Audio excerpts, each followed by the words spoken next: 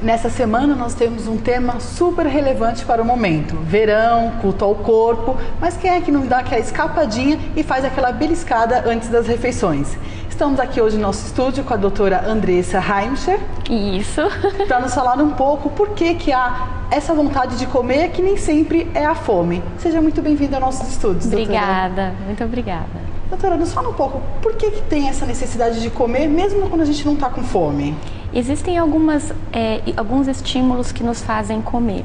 Não necessariamente quando a energia do corpo está baixa, mas também por conta do hábito e por conta do mecanismo de recompensa.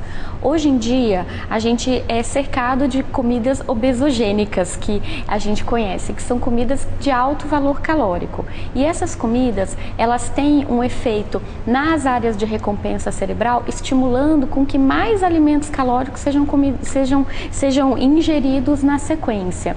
Doutora Andressa, por que essa vontade de comer sempre são para esses produtos de guloseima, chocolate, doces, e não uma alface ou uma verdura, legumes? Bom, o que a gente tem é que existem estudos ultimamente que são realizados com relação ao perfil de consumo de alguns alimentos e foi visto que alimentos com alto teor de gordura e alto teor de açúcar são mais recompensadores para algumas determinadas regiões cerebrais.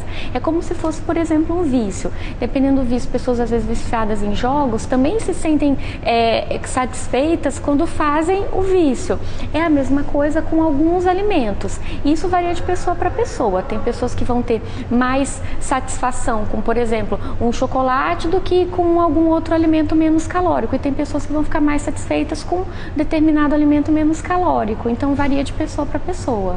Então essa gula também pode ser para alimentos sadios? Também pode ser, é menos comum. Hoje o que a gente tem é o conceito da comida conforto. O que é a comida conforto? É aquela comida que é associada a memórias, é associada a situações, geralmente é uma comida que ela é mais rica mesmo em açúcares e gorduras. Então essas comidas geram um processo de satisfação na pessoa que ingere. E é por isso que muitas vezes, em alguns momentos de estresse, as pessoas preferem determinados alimentos. Vira um refúgio. Vira um refúgio, exatamente. Tem alguma dica para reverter um pouco esses hábitos de intervalos, de recorrer a essas guloseimas entre as refeições? Tem sim. Então a primeira coisa é a gente regular os horários das refeições. Então, café, almoço e janta, e entre as refeições maiores fazer um lanche.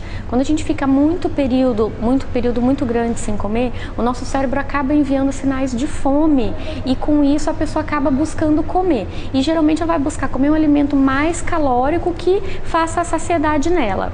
Uma outra coisa é a gente colocar bastante fibra na alimentação. Isso vale a pena consultar ou com o endocrinologista ou com o nutricionista para fazer uma dieta balanceada em termos de fibra e proteína, gordura e o carboidrato. Geralmente, carboidrato em excesso na dieta, ele faz com que a pessoa tenha tendência de comer mais carboidrato nas horas subsequentes. Então, tudo isso tem que ser muito bem balanceado para que a pessoa tenha uma alimentação saudável e não exagere.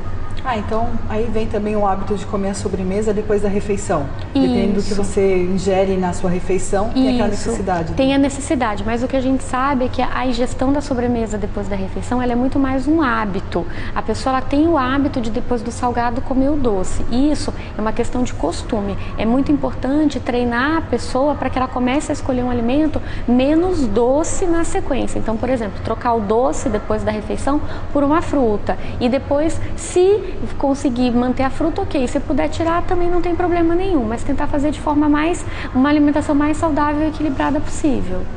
Muito obrigada pelas informações dadas. Imagina! Então, vale a pena se atentar e tomar cuidado com o seu corpo, não só da parte estética, como também pela saúde.